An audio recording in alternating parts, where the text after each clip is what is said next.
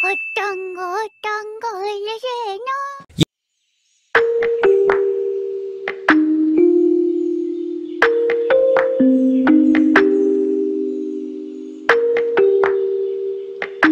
Yo pada kabare, teng mriki admin pada nyeritakake anime Isekai The Cheat Skill wo Tenishita Orewa episode 1 sampai 3. Anime ini menceritakan tentang seorang pria yang dulunya seorang korban pembulian, tapi karena ia masuk ke dunia Isekai, tubuhnya langsung berubah 360 derajat dan ia langsung menjadi seseorang yang tampan. Nah, gimana kepo dengan alur ceritanya? Yos, sebelum kita mulai, jangan lupa untuk klik subscribe channel ini dan share ke teman-teman kalian supaya admin semangat membuat kontennya. Oke lah, langsung aja ke alur ceritanya. Di awal kisah, kita diperlihatkan ada seorang anak gendut yang bernama Yoya Tenju. Di waktu itu, ia melihat seseorang perempuan yang dilecehkan oleh preman jalanan. Nah, Yoya berniat untuk menolong wanita itu. Alhasil, akibat tindakannya tersebut, ia pun dikeroyok oleh mereka bertiga.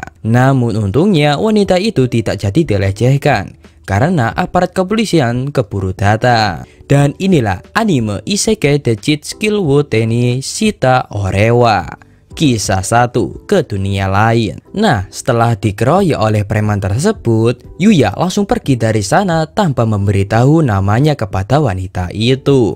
Lalu ia pun pulang sambil sempoyongan. Alasan ia menyelamatkan wanita tadi karena amanat dari almarhum kakeknya. Tapi ia selalu mendapatkan perundungan dari teman-temannya, bahkan di rumahnya juga.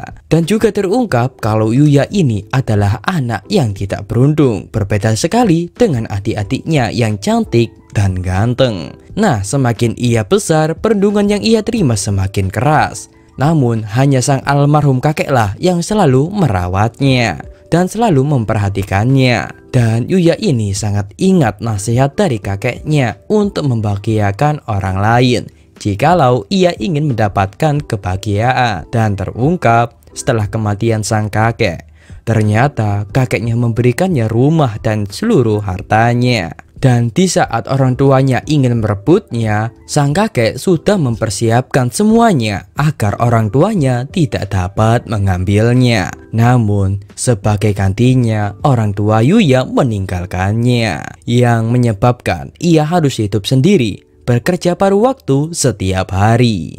Lalu kita melompat saat upacara kelulusan Yuya. Meskipun ia sudah lulus, kehidupan di sekolahnya masih tidak berubah. Ia selalu dibully oleh preman sekolah. Di sisi lain, terlihat kedua adiknya sedang menonton puas nih kakaknya yang dibully. Nah, karena perundungan itu menyebabkan ia terlambat bekerja, yang menyebabkan dia harus dipecat oleh bosnya. Sehingga kehidupan Yuya semakin kesini semakin menyedihkan, dan ia sangat jengkel dengan dirinya sendiri.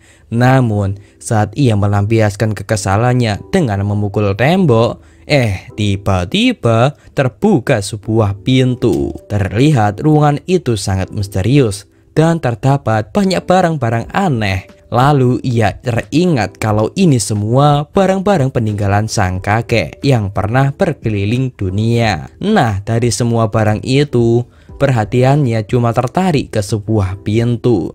Dan saat dibuka, ternyata ada ruangan yang aneh. Lalu saat Yuya masuk, tiba-tiba muncul hologram yang menyatakan kalau sekarang Yuya berada di dunia lain. Nah, di sini kita diperlihatkan kalau di anime kali ini isekai-nya berbeda dari yang lain. Sebab kebanyakan isekai itu harus mati dulu ya kan, baru masuk isekai.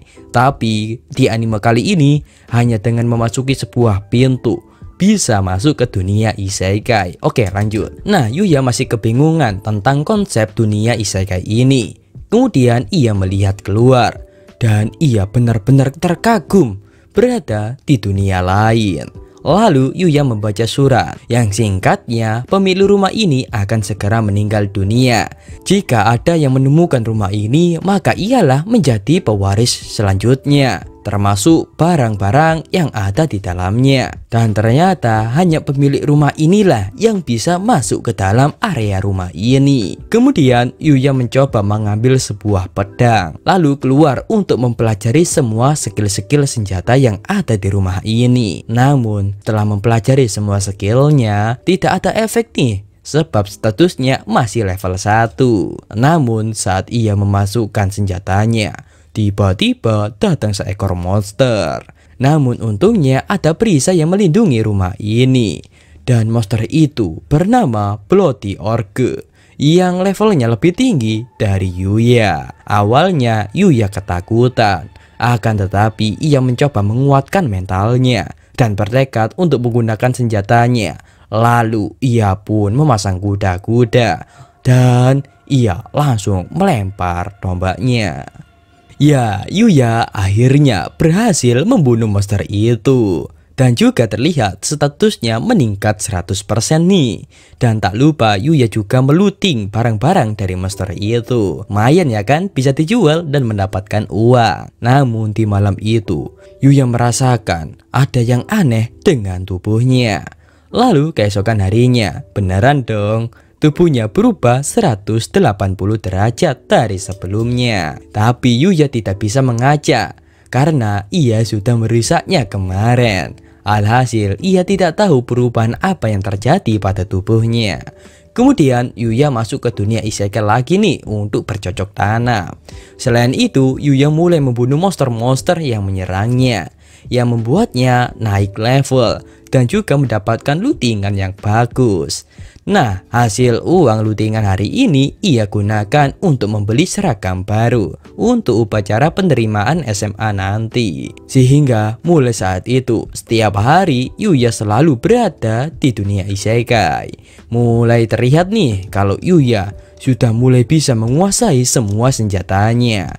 Meskipun ia melawan monster yang levelnya lebih tinggi, Yuya bisa mengalahkannya dengan mudah.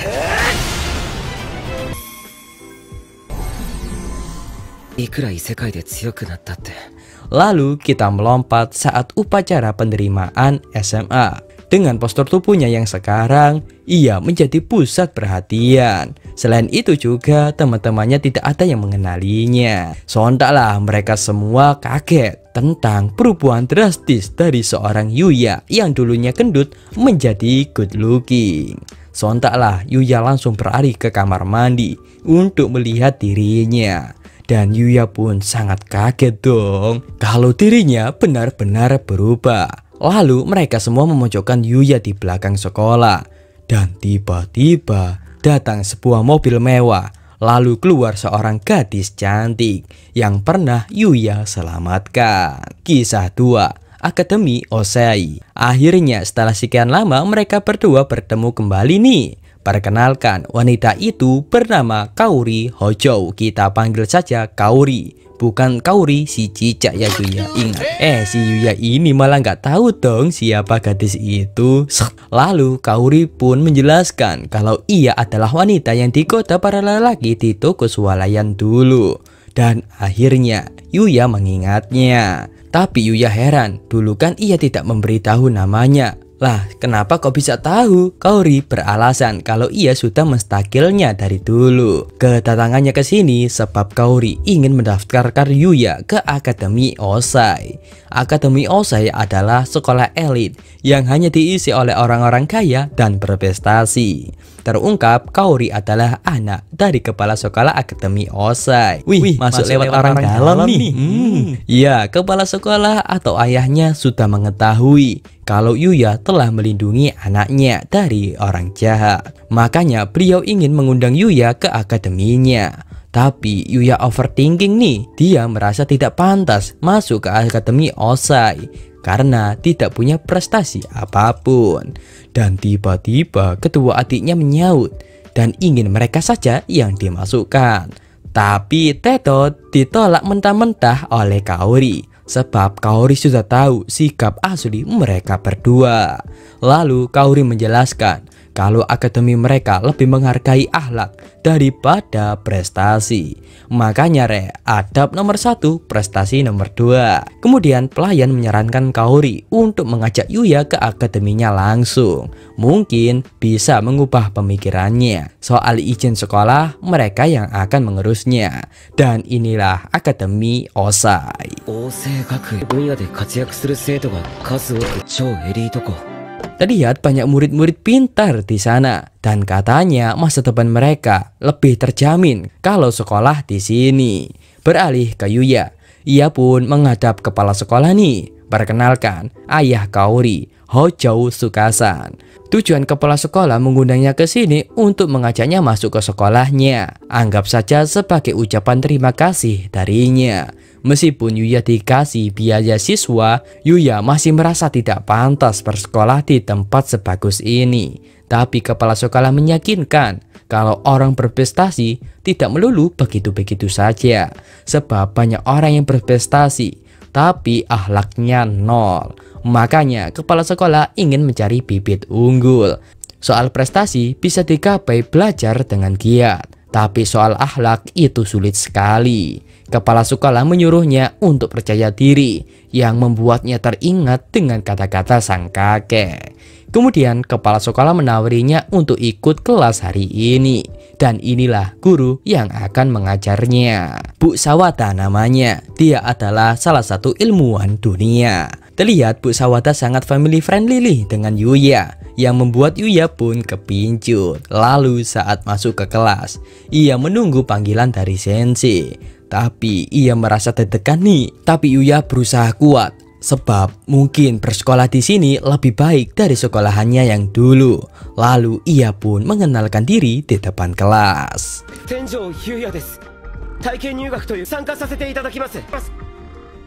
Tapi mereka semua kok malah diam ya. Namun diam mereka bukan karena nggak peduli, tapi mereka salvo sebab Yuya sangat good looking. Dan seperti biasanya murid baru harus duduk di belakang dekat jendela. Selalu dan entah kenapa. Kemudian sensei menyuruh Yuya untuk gabung dengan Hyoto, teman di samping bangkunya. Gercep banget ya anak. Meskipun Hyoto terlihat tertarik, Hyoto masih bersikap cuek. Kepinsing. Bisa dilihat, Akademi Osai ini tidak berbeda dari sekolahan yang dulu. Cuma yang berbeda muridnya saja. Karena murid di sini sangat aktif dan produktif, yang membuat Yuya mengagumi hal itu. Lalu saat istirahat, ia pun dikerumuni oleh teman-temannya yang kepo terhadapnya, yang malah membuatnya gugup. Tapi untungnya ada siswa yang membubarkannya. Perkenalkan, dia bernama Higarashi Ryo. Kita panggil saja Ryo. Nah, Ryo mengajak Yuya makan di kantin. Dan di sana Yuya sangat kaget kalau makanan semewah itu harganya cuma 500 yen. Kalau dirupiahin ya cuma 55.000 Murah banget. Kemudian mereka duduk dengan teman sekelasnya juga. Perkenalkan, dia bernama Kurata Shingo. Kita panggil saja Shingo. Ternyata mereka sama-sama menyukai anime nih. Namun Yuya sadar kalau ia menjadi pusat perhatian. Positif thinking aja, mungkin dari bajunya. Tapi mereka berdua bilang karena wajahnya lah, kepising. Nah, karena pertemuan itu mereka bertiga pun mulai akrab. Dan singkat cerita, selesai sekolah, Yuya pun jujur ke Pak Kespek kalau sekolahan ini pelajarannya mudah dan mengerti, fasilitasnya lengkap, dan banyak siswa yang kelihatan senang. Dan yang terpenting bagi Yuya adalah mereka semua menganggapnya sebagai manusia yang sejajar dan tidak ada pembulian. Dan sekali lagi Pak Kespek menawarinya apakah Yuya mau sekolah di sini. Dan diputuskan, Yuya mengiyakan tawaran tersebut.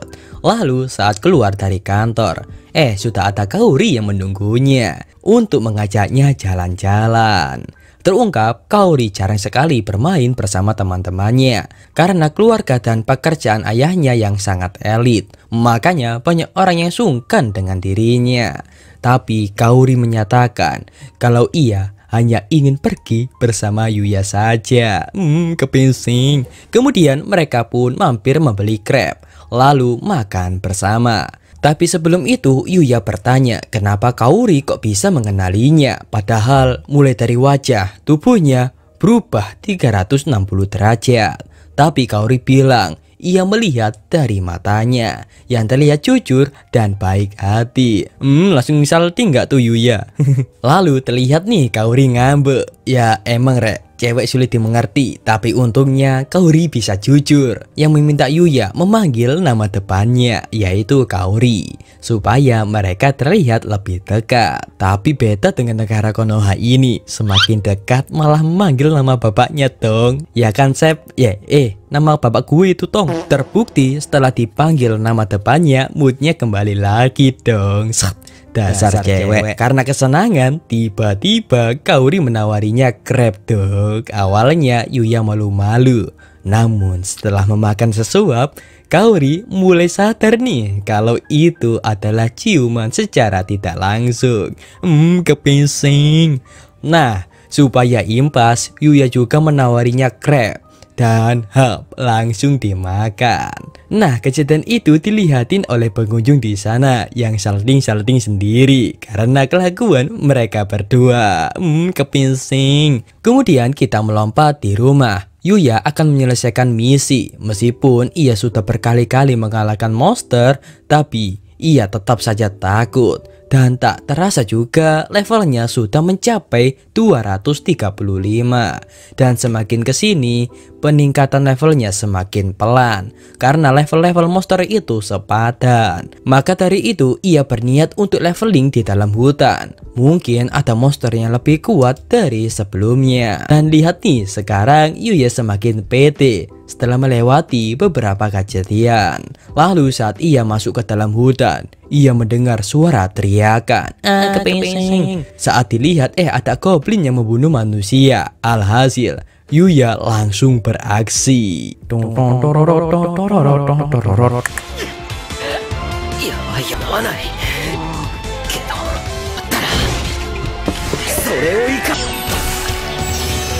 Dan ia tak menduga kalau ada manusia di dunia isekai ini. Si goblin masih belum mati dong. Sehingga Yuya mulai serius dan menunjukkan kekuatan aslinya. Sehingga goblin itu pun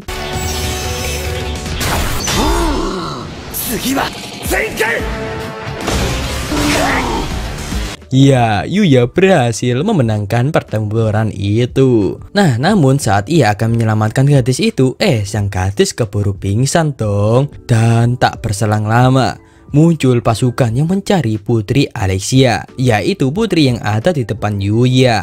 Lalu Yuya langsung bersembunyi nih. Lalu kita masuk ke kisah 3. Kehidupanku mulai berubah. Nah, setelah kejadian kemarin, Yuya masih khawatir tentang gadis itu. Tapi hatinya sedikit plong karena kan sudah ada yang menolongnya. Nah, di hari ini Yuya berniat akan membeli baju baru karena bajunya cuma begitu-begitu aja. Nah, sesampainya di mall, terlihat nih setiap orang selalu menatapnya karena banyak yang mengira Yuya adalah seorang model. Lalu kita diperlihatkan ada agensi model yang marah-marah terhadap model prianya karena ia selalu telat saat pemotretan. Sampai-sampai bu manajer marah besar. Terlebih lagi model wanita sudah menunggu dari pagi tadi, sehingga bu manajer akan menggunakan trik rahasia, yaitu mencari cowok lain di pusat pembelajaran ini. Kembali ke Yuya. Di sana ia tiba-tiba didatangi 2 orang wanita. Tapi Yuya harus menolak ajakan mereka karena saking good lookingnya Yuya, ditolak aja kedua wanita itu sampai melamun beberapa saat.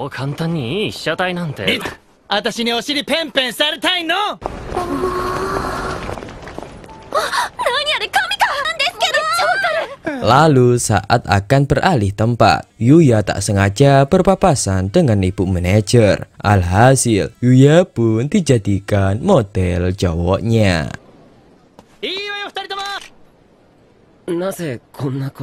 Nah, karena tahu mereka sedang dalam kesulitan, Yuya bersedia untuk membantunya. Perkenalkan, wanita model itu dia bernama Miyu-chan.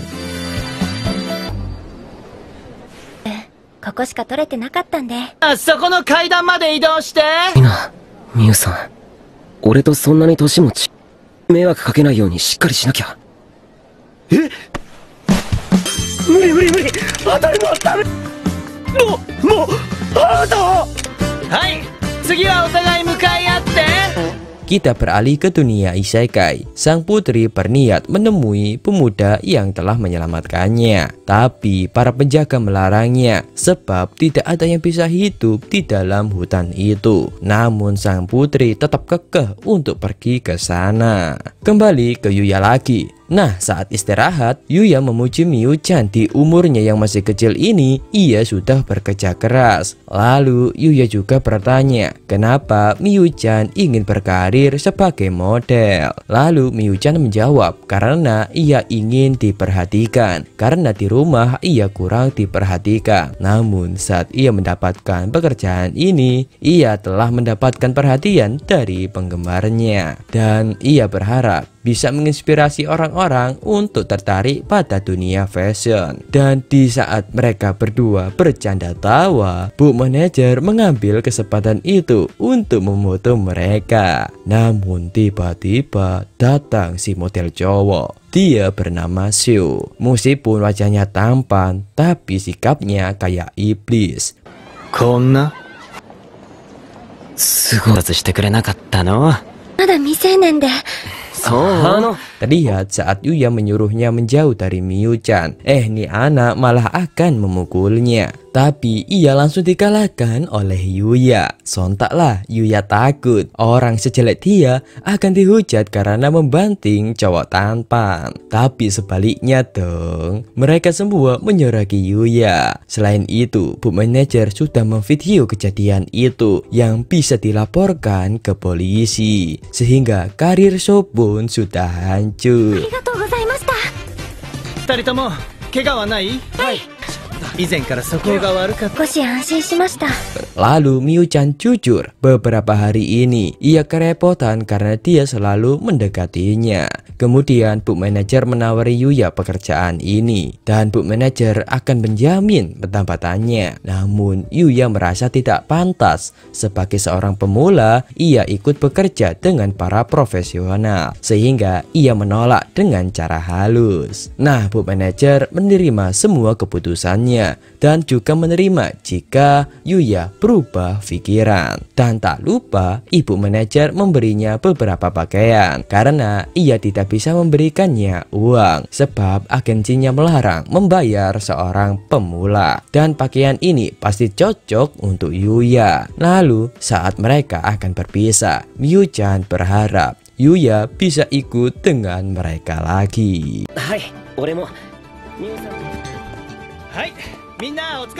Singkat cerita, saat pulang terlihat nih Miyu-chan ingin bekerja kembali bersama Yuya sambil wajahnya memerah. Kepeseng. Beralih ke dunia isekai, sang putri dan prajuritnya mulai menghabisi goblin di sana. Namun saat sang putri akan diserang goblin, tiba-tiba Yuya muncul lalu mulai menghabisi semua goblin di sana.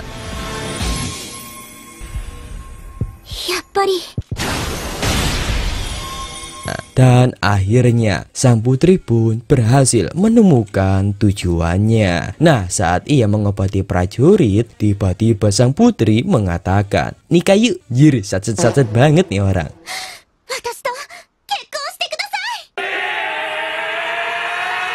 Di akhir scene, kita diperlihatkan divisi pemasaran Star One Production yang melihat bakat seorang Yuya. Dan mereka berencana untuk mencari keberadaan Yuya sebab mereka tahu dia bukan seorang pemula. Dan mereka berusaha mencarinya sebelum agensi lain merebutnya. Dan anime kali ini pun bersambung, Rek. Waduh, gimana kabarnya, Rek? Udah lama nggak bertemu ya kan? Udah lama nih. Maaf banget cuy. Admin mulai beberapa hari ini kayaknya kurang fit deh. Dan kayaknya view admin mulai sedikit anu lah. Oke lah, kita akan baca-baca komen dari kalian cuy. Udah lama ya kan? Oke lah, dari Revan Ramadan CH Digital Art H. Waduh, ada orang penggambar nih. 9/10. Oh, Selanjutnya dari malam minggu, P selalu hadir, makasih. Oke, dari Daniel Saputra, perasaan gue ceweknya umurnya dah 100 tahun lebihan lah, maksudnya gitu. Ya emang cuy, kalau kalian iya mungkin yang nonton naik novelnya cuy pasti tahu kalau Tsukasa ini bukan orang biasa cuy umurnya loh. Tapi di animenya itu belum diberitahu rek kalau umurnya itu lebih dari 100 tahun. Makanya di season 2 ini katanya kan akan pergi ke bulan. Nah gimana, kepo kan? Oke langsung aja tonton cuy. Oke, dari Raka Aditya, makasih bang udah bikin yang S2 nya. Dulu gue penasaran soalnya S1 udah tamat, gue tonton. Oke, terima kasih balik sudah menonton. Oke, dari Afik Rifai, Deril buta karena cinta. Nggak tahu konteksnya nih Adepin. Oke, lanjut dari Asaraf Channel, ada detektif Conan. Emang ada cuy? Nggak tahu dah. Oke, dari Muhammad Zaki Ramadan, bang halo juga. Dan itu aja rek yang bisa admin sapa-sapa ya kan. Dan sisanya admin kasih gambar-gambar aja nih, bisa kalian lihat di bawah ini ya kan. Oke lah, segini aja cuy untuk episode kali ini. Terima kasih ya yang sudah mendukung admin sampai segini. Terima kasih banget. Dan bagi kalian yang menunggu admin buka membership ya kan, sabar rek. Admin kayak merasa gak enak gitu, tapi ya gak apa-apa lah kalau kalian minta. Oke lah, sampai jumpa di episode berikutnya rek. Jangan lupa untuk klik subscribe channel ini.